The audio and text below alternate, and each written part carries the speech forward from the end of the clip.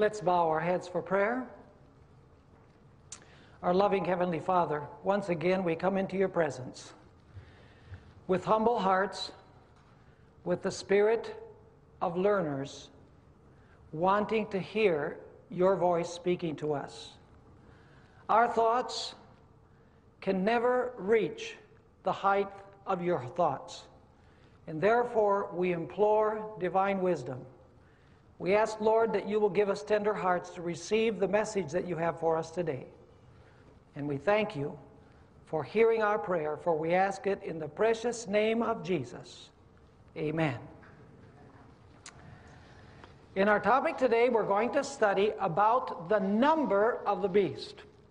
And I'd like to begin by reading a text that we find in Revelation chapter 13 and verse 1. Revelation chapter 13 and verse 1. This is the passage that begins the description of the sea beast, which we have already identified as the Roman Catholic papacy. Not individuals within the system. We're talking about a system. We're talking about an organization. And we've already clearly identified from the Bible that this beast that rises from the sea represents the Roman Catholic papacy. It says there in Revelation 13 verse 1, speaking about this beast, "Then I stood on the sand of the sea, and I saw a beast rising up out of the sea, having 7 heads and 10 horns, and on his horns 10 crowns, and on his heads a blasphemous name." So as we begin our study, we want to notice that the name of the beast is a blasphemous name, and the blasphemous name is found on the beast's heads. Now, in order to understand what this blasphemous name is, we must first of all understand the biblical definition of blasphemy. Do we have a clear definition of the Bible, in the Bible, of what blasphemy consists of? The answer to this question is absolutely yes. In the Bible, blasphemy is when a mere man claims to be God, and when a mere man claims to have the power to perform the works of God. And we're going to take a look at several instances in Scripture where blasphemy is described in this manner. Once again, blasphemy in the Bible means a mere man who claims to be God, and secondly, that mere man claims to be able to perform the works of God and exercise in his actions the power of God. One time, Jesus said something very controversial. It's found in John chapter 10 and verse 30. This is what he said to the Jews that were listening to him. "I and my Father are one." And we're told in the context that the Jews immediately picked up stones to cast at Jesus. Because you see, Leviticus 24 verse 16 clearly said, and they knew this, that whoever claimed to be one with the Father, in the sense that Jesus was saying it, was claiming to be God. And the Levitical law said that whoever claimed to be God needed to be stoned. And so when they picked up stones, Jesus asked them a question. He said, "Why do you want to stone me? What evil work have I done that justifies you stoning me?" And notice what their response was in John chapter 10 and verse 33. John 10 verse 33. "For a good work we do not stone you, but for what? But for blasphemy, and because you, being a man, make yourself God." What is blasphemy? It's when a mere man claims to be what? God. Now, Jesus was God. He had a right to claim to be God. But according to them, blasphemy is when a mere man claims to be God. Also, blasphemy is when someone claims to be able to perform the works of God. Immediately after Jesus said, "I and my Father are one," Jesus claimed also to perform the works of his Father. Notice John chapter 10 and verses 36 to 39. John 10, 36 to 39. Jesus says, "Do you say of him whom the Father sanctified and sent into the world, you are blaspheming because I said I am the Son of God? If I do not do the works of my Father, do not believe me. But if I do, though you do not believe me, believe the works, that you may know and believe that the Father is in me and I in him." Therefore they sought again to seize him, but he escaped out of their hand. So notice the definition that Scripture gives of blasphemy is when a mere man claims to be God and claims to perform the works of God, or manifest in his actions the power of God. Now it's interesting to notice also that the Jews accused Jesus of blasphemy because he claimed to be the Son of God. Now, all of the Jews believed that they were sons of God in a general sense of the word. But they knew that when Jesus was saying that he was the Son of God, what he was meaning is that he was the representative of God on earth, that he was the authorized spokesman for God. If you please, Jesus was claiming to be the vicar of God, or vicarius Dei, the representative of God on earth. Now it's interesting to notice also that blasphemy is defined in Scripture as when a mere man claims to have the power to forgive sins. Not only when a mere man claims to be God, but also when he claims to exercise the power and prerogatives of God. Notice Mark chapter 2 and verse 7. Jesus meets a paralytic, and he says to the paralytic, "Your sins are forgiven." By the way, this took place in the city of Capernaum. And the Jews immediately, when Jesus said, "Your sins are forgiven," they thought in their hearts, according to Mark 2 verse 7, "Why does this man speak blasphemies like this? Who can forgive sins but God alone?" You see, they were thinking, if this man forgives sins and only God can forgive sins, this man is claiming to be God. So blasphemy is when a man claims to be God and claims to be able to perform the functions and the prerogatives of God. Notice 2 Thessalonians chapter 2 and verses 3 and 4. This is another passage that is speaking about the Antichrist. By the way, the man of sin in 2 Thessalonians 2 is the same as the beast from the sea, is the same as the little horn, is the same as the abomination of desolation, and the same as the harlot of Revelation chapter 17. In other words, these are different symbols that point to the same power. The man of sin is the same as the little horn, the same as the beast. Notice 2 Thessalonians 2, 3 and 4, what the Antichrist does. It says there, "Let no one deceive you by any means, for that day," which is the coming of Christ, "that day will not come unless the falling away comes first." A better translation is the apostasy. In Greek it says apostasia. So it should be translated, "That day will not come until the apostasy comes first. And the man of sin is revealed." So is this a mere man that is revealed? Yes, it's a mere man, right? "The man of sin is revealed, the son of perdition, who opposes and exalts himself above all that is called God or that is worshipped, so that he sits as God in the temple of God, showing himself that he is God." What is one of the main characteristics of the Antichrist? He sits in the temple of God and he claims to be what? He claims to be God. And by the way, what is the temple of God? The temple of God is not the Jewish temple, which supposedly is going to be rebuilt in the Middle East. The temple of God, according to every other passage in the writings of the Apostle Paul, represents the Christian church.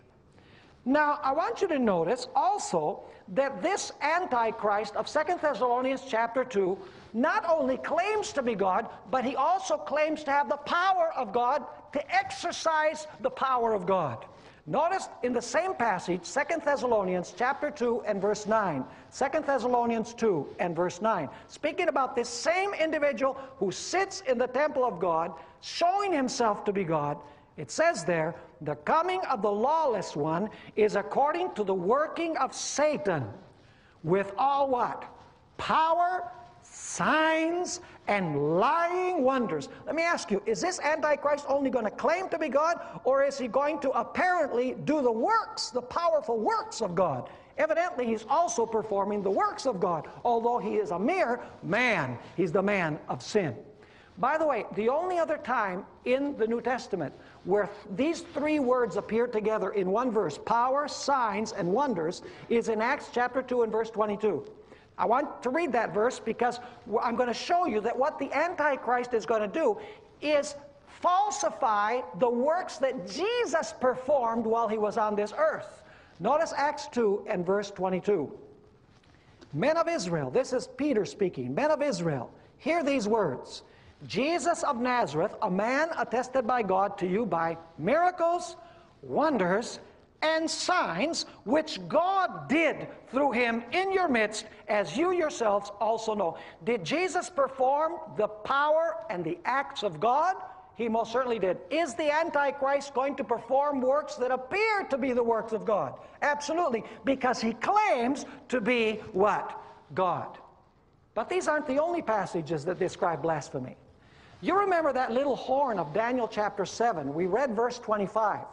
And one of the characteristics of the little horn is that this horn speaks pompous words against the Most High. Daniel 7 verse 25, he speaks pompous words against the Most High. The question is, what are those pompous words that this little horn speaks?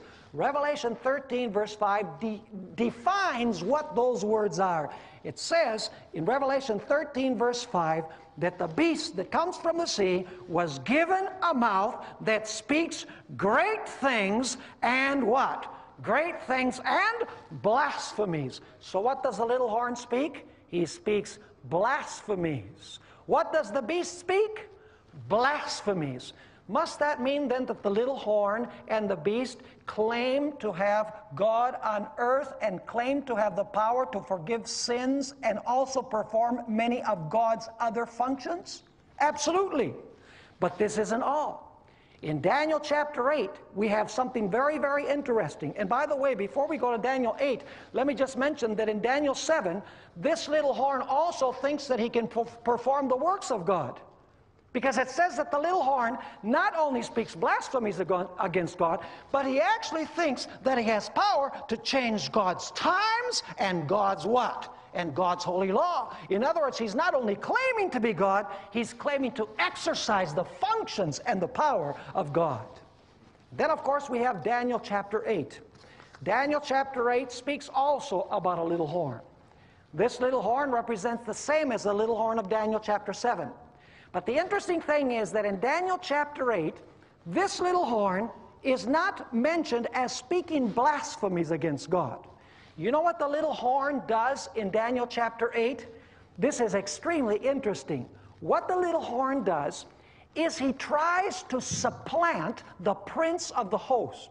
Do you know who the prince of the host is? The prince of the host is Jesus Christ. You can read, for example, Joshua chapter 5 and verses 13 through 15, where the same expression, prince of the host, is used. And you're going to find that the prince of the host is none other than Jesus Christ. And so in Daniel chapter 8, we're told that the little horn was going to try and take away the functions of Jesus, defined as the daily. Do you know what the daily is? I wish I had time to give a whole lecture on the daily. The daily has to do with the functions that the priest performed in the court and in the holy place. The sacrifice in the court was to be offered morning and evening, daily. The lamps in the holy place were to burn daily. The bread was to be there daily. And the incense, which represents the prayers of the saints, was to go up daily or continually. In other words, the little horn was going to take away from Jesus these functions, and he was going to appropriate these functions to himself. He was going to think that he could occupy the place of Jesus Christ. Are you understanding what blasphemy is according to Scripture? There's an abundant amount of testimony in the Bible of what constitutes blasphemy. Now the question is, Does the Roman Catholic papacy claim, or has it claimed in the past, that the Pope is God on earth? Absolutely. Let me just read you a sampling of statements. I could give you more, but we don't have the time to read them all. This is from the prestigious commentary, Roman Catholic commentary, Lucius Ferraris, Prompta Bibliotheca, in the article Papa or Pope. Notice what he has to say. The Pope can modify divine law, since his power is not of man, but of God. His power is what? Not of man, but of God. And he acts, now notice this, he acts in the place of God upon earth with the fullest power of binding and loosing his sheep. Notice that this Roman Catholic encyclopedia says that the Pope occupies the place of God. Pope Nicholas I, who ruled from 858 to 867 AD, had this to say about the power of the popes. He says, "It is evident that the popes can neither be bound nor unbound by any earthly power, nor even by that of the Apostle Peter, if he should return upon the earth. Since Constantine the Great has recognized," now listen to this, "since Constantine the Great has recognized that the pontiffs held the place of God upon earth, divinity not being able to be judged by any living man." That's blasphemy, folks. It continues saying, we are then infallible. And whatever may be our acts, we are not accountable for them, but to ourselves. Notice what Pope Leo XIII had to say in an encyclical letter. The name of the encyclical letter was On the Chief Duties of Christians as Citizens. It's dated January 10, 1890. Notice what he said. This is more contemporary. "But the supreme teacher in the church is the Roman pontiff." By the way, that's another name for the Pope. "Union of minds, therefore, requires, together with a perfect accord in one faith, complete submission and obedience of the will to the church and to the Roman pontiff as to God himself." And Leo XIII also said in an encyclical letter dated June 20, 1894, he said unabashedly, "We hold upon this earth the place of God Almighty." Time and again, you'll find in the writings of Roman Catholics expressions that apply to the Pope, calling him Vicar of Christ, Vice-Regent of Christ, Representative of Christ, and yes, Vicar of the Son of God. Do you know the popes have claimed throughout the course of history to perform the functions of God? I don't have time to get into all of this. You have these texts on your sheets, but he claims to have the power to forgive sins. He claims to have the power to set up kings and to remove kings. Daniel 2 says that that's God's prerogatives, to place kings and to remove kings. He claims to have the prerogative of being bowed down to. He accepts the title Holy Father. He believes that he can execute the death penalty upon dissenters. He said that he had power to change the Sabbath to Sunday. He's felt that it's okay to change God's prophetic calendar.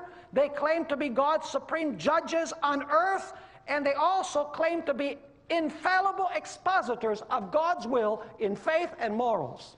Now, folks, all of those things in the Bible are prerogatives of God. If the papacy claims to have had this power, it's because they're usurping the title and they're usurping the power of God. Now, let me read you some blasphemous statements from a book by St. Alphonsus Liguori. He is one of the few doctors of the Roman Catholic Church. There are very few of those. Thomas Aquinas was another, and there's a handful of other ones. But he did a compendium of all of the Roman Catholic wisdom on what the power of the priest is. And I want to read a statement from his book, Dignity and Duties of the Priest or Selva. This is page 28, page 28. He says this: "Were the Redeemer to descend into a church and sit in a confessional," you know what the confessional is, right? "And sit in a confessional to administer the sacrament of penance. You know what that means? Those who haven't been Roman Catholics, means that you go to the confessional, you confess your sin, and the priest says, ego te absolvo. In other words, I forgive you. So it says, were the Redeemer to descend into a church and sit in a confessional to administer the sacrament of penance, and a priest to sit in another confessional, Jesus would say over each penitent, ego te absolvo. That means, I forgive you. The priest would likewise say over each of his penitents, ego te absolvo, and the penitents of each would be equally absolved. Here's another statement. It gets worse. Listen, when the priest claims to have the power to transform the bread and the wine into the real body and blood of Jesus, notice what St. Alphonsus Liguori says.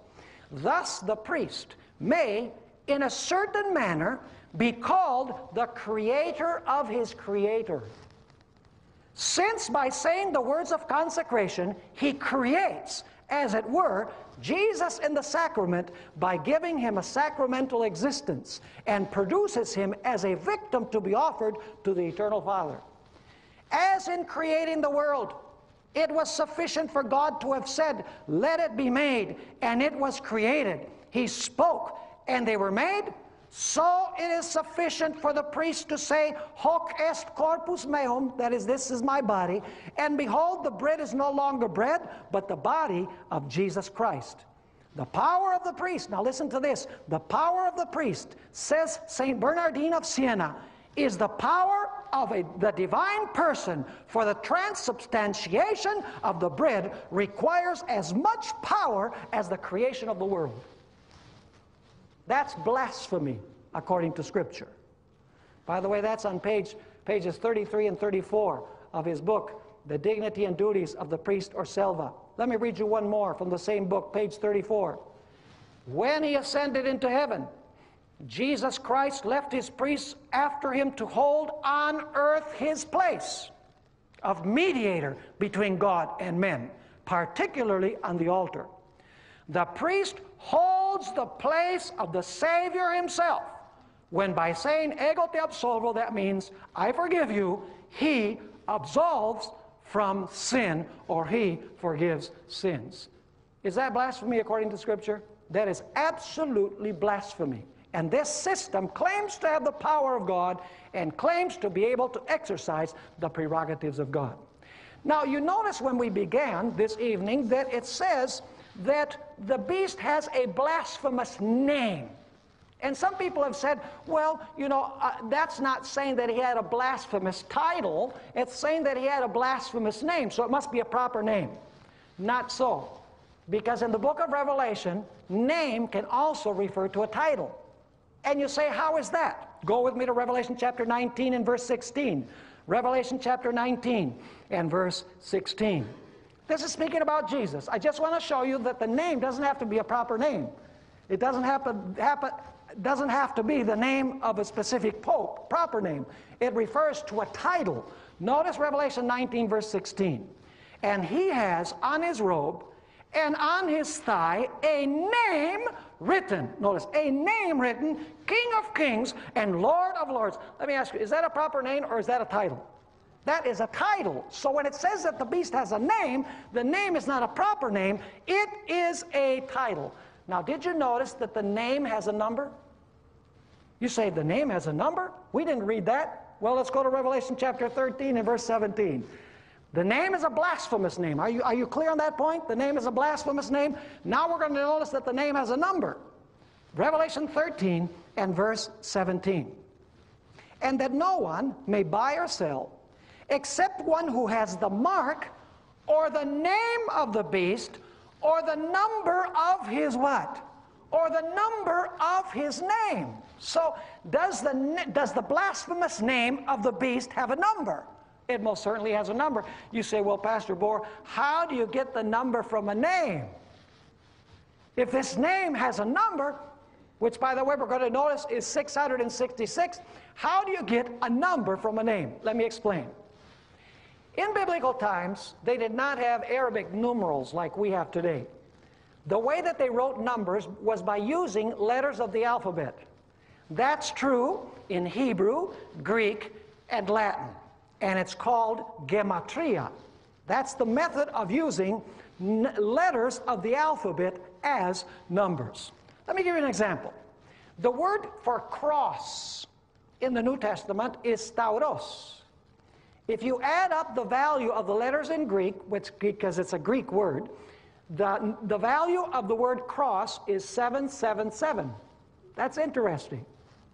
Now, if you add up the letters, the number value of the letters in the name Jesus, Jesus, the value is 888.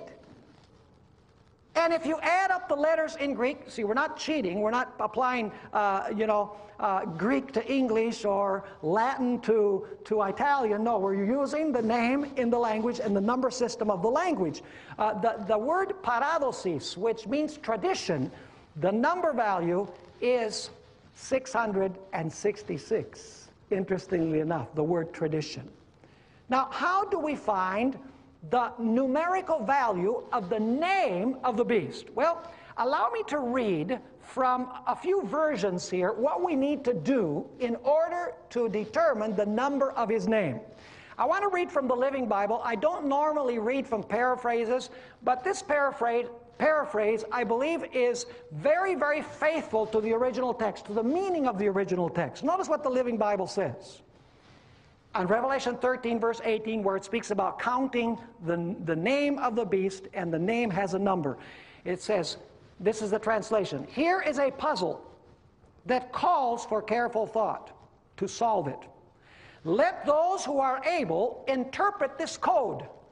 The numerical values of the letters in his name add to 666. Did you catch that? The numerical value of the letters in his name adds up to 666. Notice the way the New English Bible, which is a kind of a dynamic translation of the Bible, the New English Bible says the number represents a man's name, and the numerical value of its letters is 666. Even the Roman Catholic Douay version has a footnote that says this: the numeral letters of his name shall make up this number. So even the Roman Catholic version says what you have to do is find the number value of the letters of his name, and then you know what the number of his name is.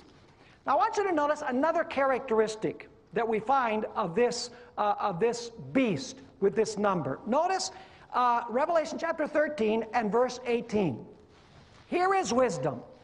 Let him who has understanding calculate the number of the beast, for it is the number of a man. His number is 666. Now, let me tell you something about that expression. It is the number of a man. Really, the word number, the word man, has the indefinite article a, but it's not in the original language. It can be translated, it is the number of man. In other words, this is a system that is centered in man. By the way, isn't it interesting that many of these Antichrist passages have the emphasis upon man? For example, the little horn has eyes like a man. This system has the number of a man. And the one who sits in the temple of God is the man of sin. In other words, this is a system that centers on man, that majors on man. It claims the prerogatives of God, but it brings honor and glory to man. Now we want to ask the question, what language should we use to determine the value of the letters of the name? You say, well, how do we know which language to use? Should we use the Greek number system to determine the meaning of the name? Should we use the Hebrew system of value of the letters? Should we use the Latin system of the value of the letters? How do you know which number system to use to determine the numerical value of the name?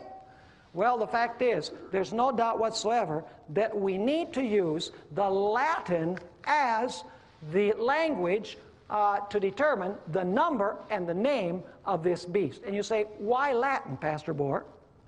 Well, for a very simple reason. You remember that there was a dragon in Revelation 12 that tried to kill the child as soon as the child was born. Let me ask you, what empire was ruling at that time? It was Rome. Then you read Revelation 13 and verse 2. It says that the dragon gave his seat and his power and his authority to whom? To the beast. So let me ask you, where does the beast receive his authority from? He receives it from the dragon, and the dragon represents Satan, but also what? Rome. So in other words, the beast, the little horn, received their power from Rome. By the way, the little horn also comes from the head of the dragon beast, which is Rome. In other words, this power, the little horn or the beast, are from what nation? They are Roman powers, which means that we must use the system of what?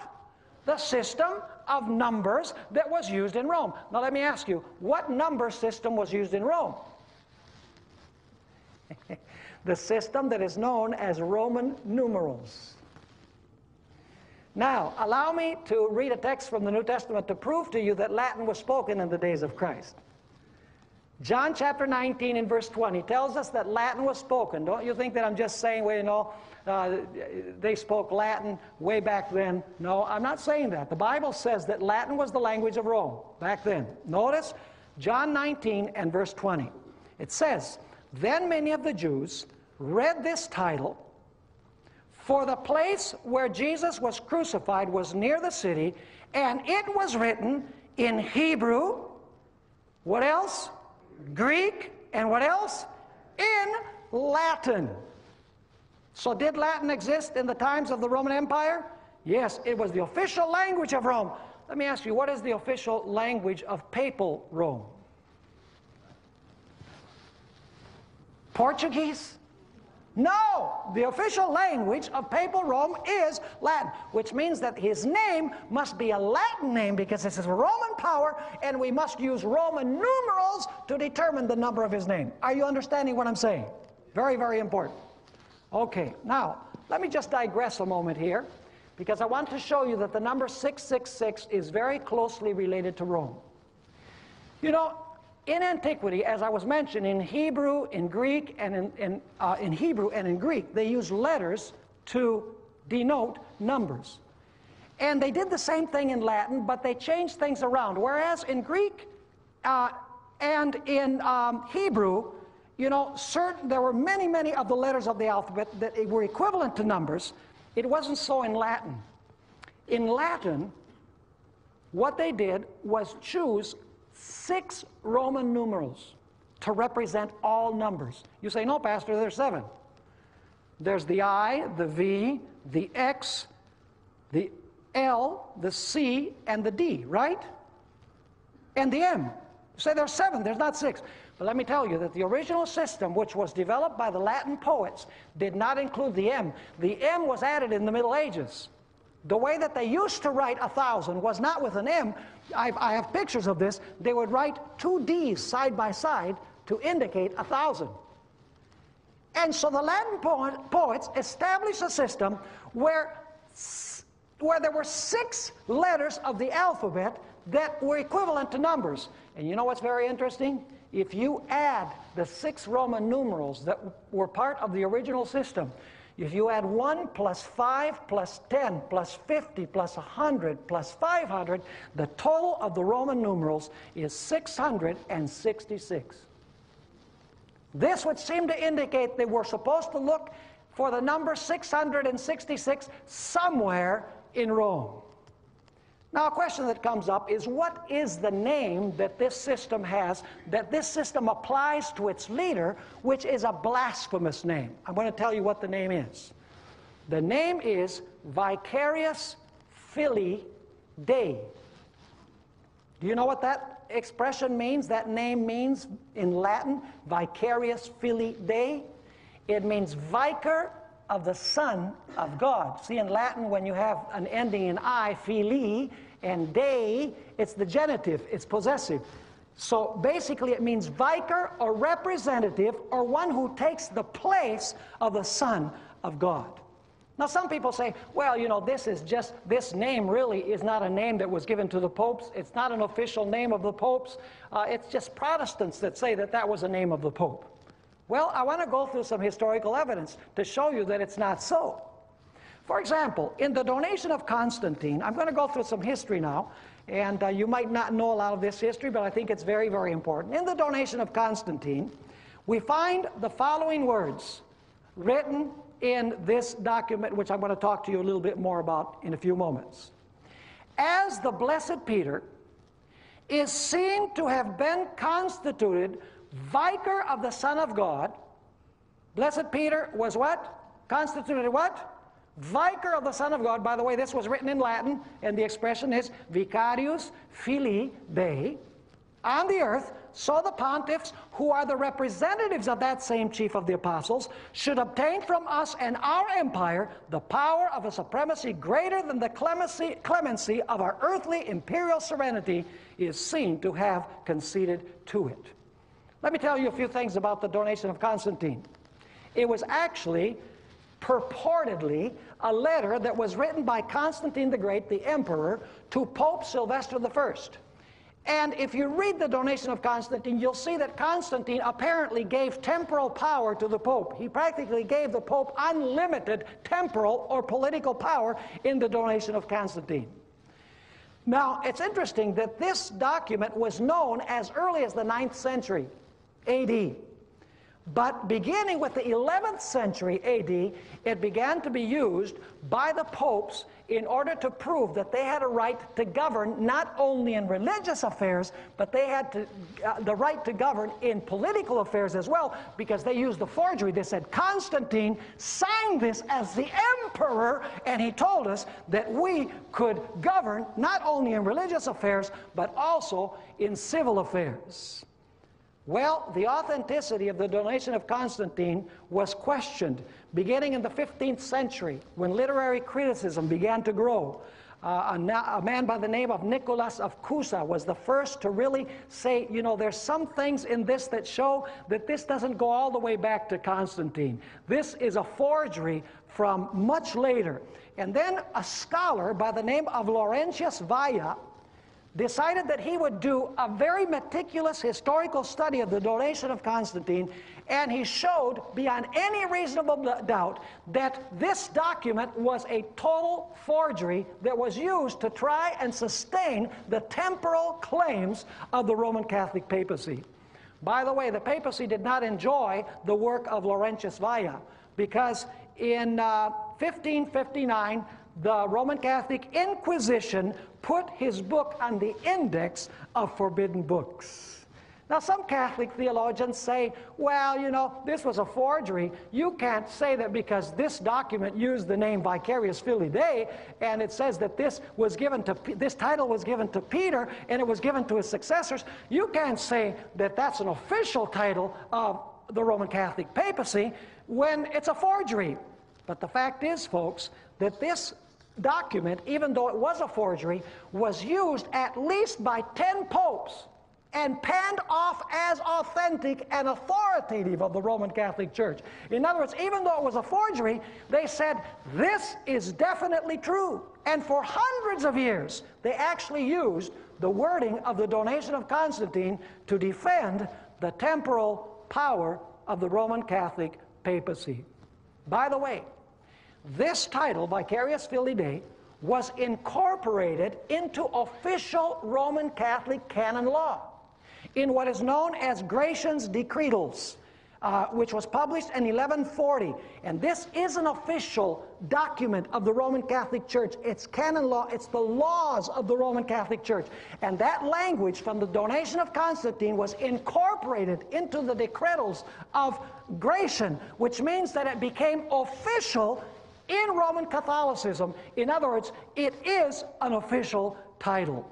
By the way, the title is also used by Cardinal Henry Edward Manning in his book, The Temporal Power of the Vicar of Jesus Christ, which he wrote in the year 1862. Actually, at his time, none of the nations of Europe wanted anything to do with the Roman Catholic papacy. And so Manning wrote his book to scold the nations of Europe because they didn't support the papacy after the French Revolution, when the papacy received the deadly wound. And so I'd like to read this statement where he's castigating the nations of Europe for abandoning the papacy. He said this, "See this Catholic Church, This church of God, feeble and weak, rejected even by the very nations called Catholics.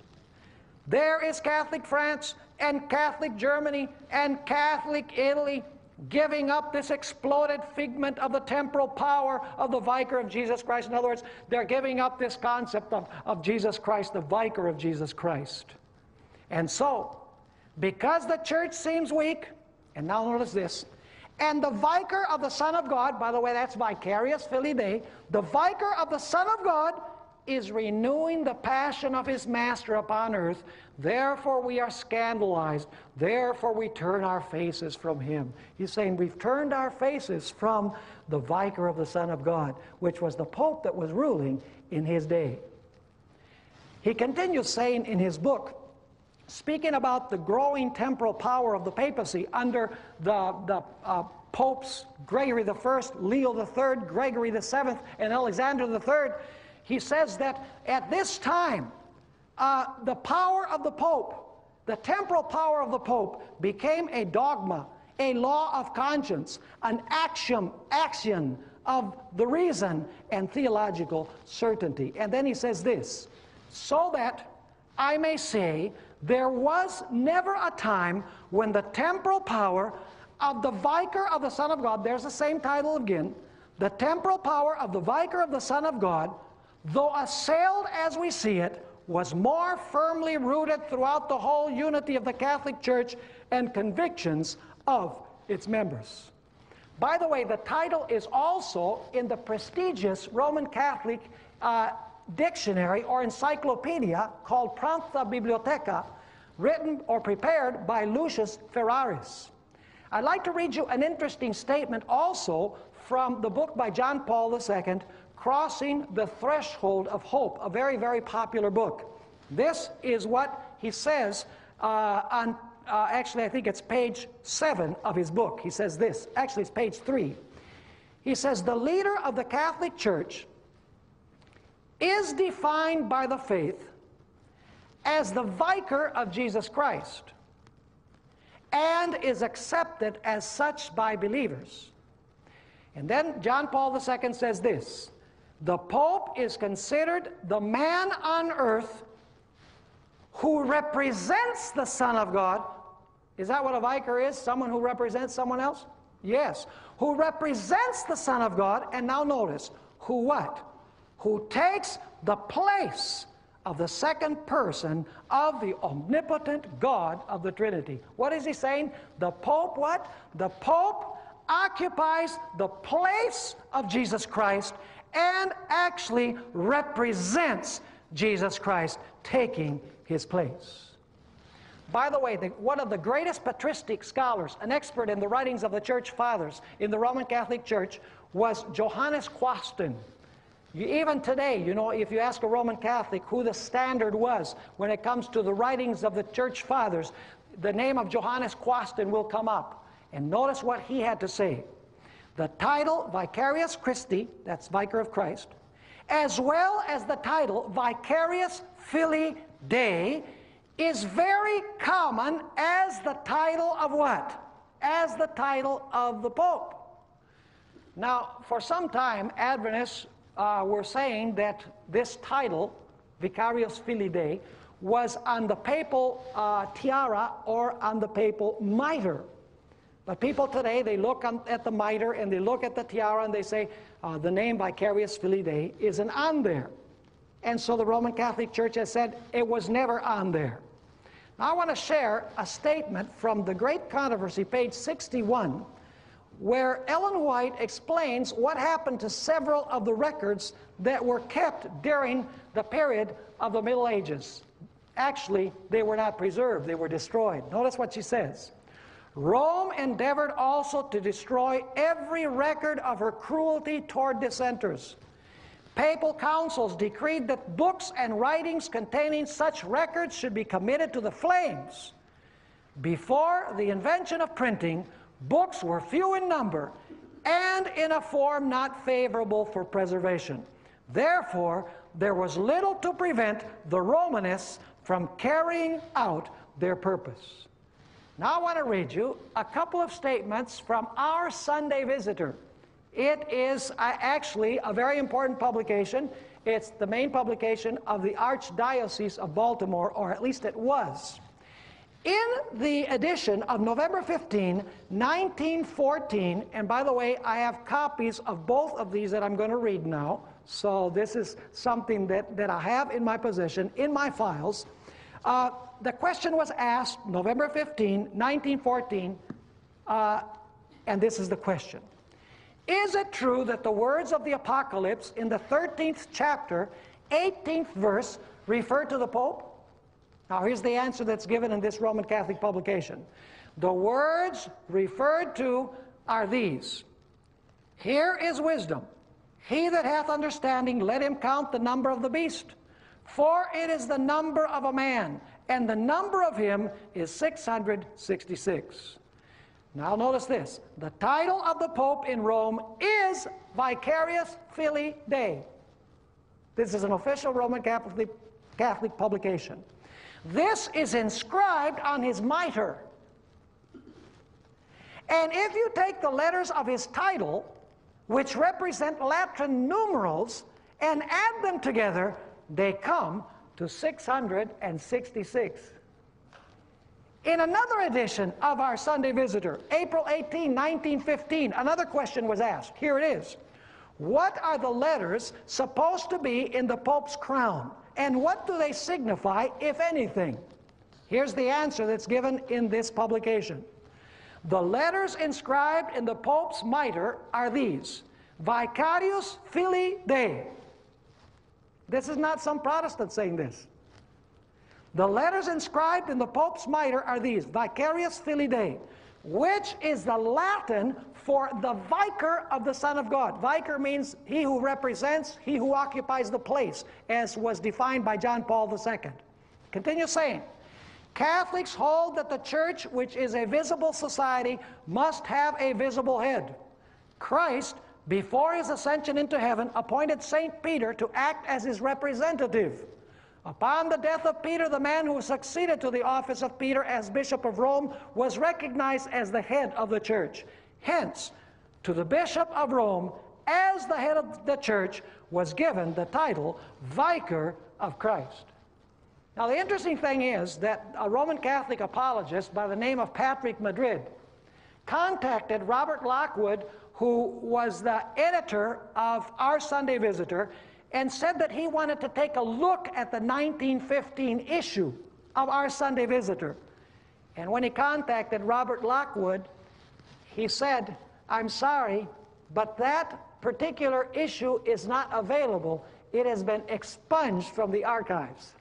Now let me tell you folks, if they expunge an incriminating article like that, a whole issue, not an article, but a whole issue of our Sunday Visitor from the archives, would it just be very possible to delete or take away the title Vicarius Filii Dei from the tiara or from the mitre of the Pope's crown? Absolutely. By the way, there are witnesses from the past who testify that they saw the papal tiara or the mitre with the name Vicarius Filii Dei. Now, it's true that September 16, 1917, and this article was repeated on August 3, 1941 of our Sunday Visitor, the Roman Catholic Church disowned what they had said in the first two issues. This is what they said. The words Vicarius Filii Dei are not the name of the Pope. They do not even constitute his official title. Now, we've already noticed historically that it is his official title, and it's officially incorporated and used in the donation of Constantine, in Gratian's decretals. It's also used by Pope John Paul II. It's used by Cardinal Henry Edward Manning. It's used in different sources as an official title, and of course, Johannes Quasten, the renowned patristic scholar of the Roman Catholic Church, says that it is an official title. So let me ask you, which issue of our Sunday Visitor should we believe? Now, there are many people these days who choose different names to apply to the number 666. For example, they say Dux Cleri, which means the head of the clergy, comes out to 666. Another word, Lateinos, which means Latin man, also comes out to 666. Another name, Ludovicus, means chief of the court of Rome. If you add up the letters in Roman numerals, it also comes out to 666. Actually, the name of John Paul II in Latin, Johannes Paulus II, also comes out to 666. And so they try and find the number 666 in all of these names. But let me tell you the problem that I have with all of these names. None of these names are particularly blasphemous. Is it blasphemous to speak of the head of the clergy? No. Is it blasphemous to speak of the chief of the court of Rome? No. Is the name Johannes Paulus II particularly blasphemous, his proper name? Absolutely not. Is the word Lateinos, which means Latin man, is that particularly blasphemous? No. The name which gives a number must be what kind of a name? It must be a blasphemous name, a name that apparently gives him the right to claim the prerogatives of God and to claim the power of God. By the way, do you know who Jesus left on this earth as his representative when he left? It was not the Pope. It was the Holy Spirit. Notice what we find in John chapter 14, verses 16 through 18. Here Jesus is speaking. And I will pray the Father, and he will give you another helper, that he may abide with you forever, the Spirit of truth, whom the world cannot receive, because it neither sees him nor knows him. But you know him, for he dwells with you, and he will be in you. I will not leave you orphans. I will what? I will come to you. So who did Jesus send as his representative on earth? The Holy Spirit. Now look how interesting this is. Jesus said, I'm going to be the visible head, and I'm going to be in heaven. The Holy Spirit is going to be the invisible head, and he's going to be on earth. The Roman Catholic Church has changed that around. And they say the invisible head of the church is in heaven, Jesus Christ, and the visible head of the church is the Pope on earth. In this way, the Pope has usurped not only the position of Jesus Christ, but has usurped the position of the Holy Spirit. If that isn't the epitome of blasphemy, I don't know what is. By the way, did you know that the word Antichrist is almost synonymous to the expression vicar of the Son of God, vicarius filii Dei? You say, now wait a minute, Pastor. Antichrist means somebody who is against Christ or who is opposed to Christ. That's possible. But do you know that the Greek preposition anti also means to take the place of or to substitute for someone? Let me give you some examples. In Greek, the word antibasileus means one who takes the place of the king when the king leaves. You're acquainted with the name Antipas, right? Antipas.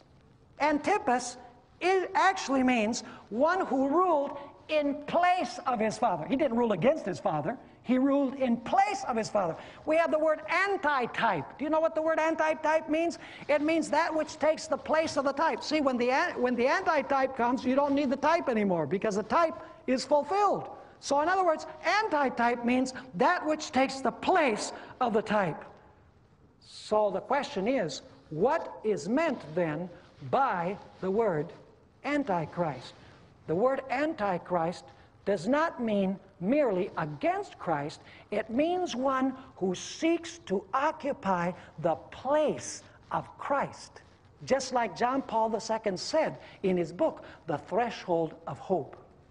I'd like to finish by reading a statement from the book of Dave Hunt, Global Peace. Now, I disagree with Dave Hunt almost on everything that he writes. In fact, I disagree with his identity of the Antichrist here. He says that this Antichrist is going to be a nasty individual who's going to rise in the Middle East when the temple is rebuilt after the church has been raptured to heaven. Now, I don't believe any of that. I believe the Antichrist arose in the Middle Ages, and he ruled for a long period of time. It wasn't one person. It was a succession of individuals. But I believe that the portrait that Dave Hunt gives of the Antichrist is accurate, and it applies to a T to the Roman Catholic papacy. Notice what he says. This is pages 6 through 8 of his book, Global Peace. He says, while the Greek prefix anti generally means against or opposed to, it can also mean in the place of or a substitute for. The Antichrist will embody both meanings.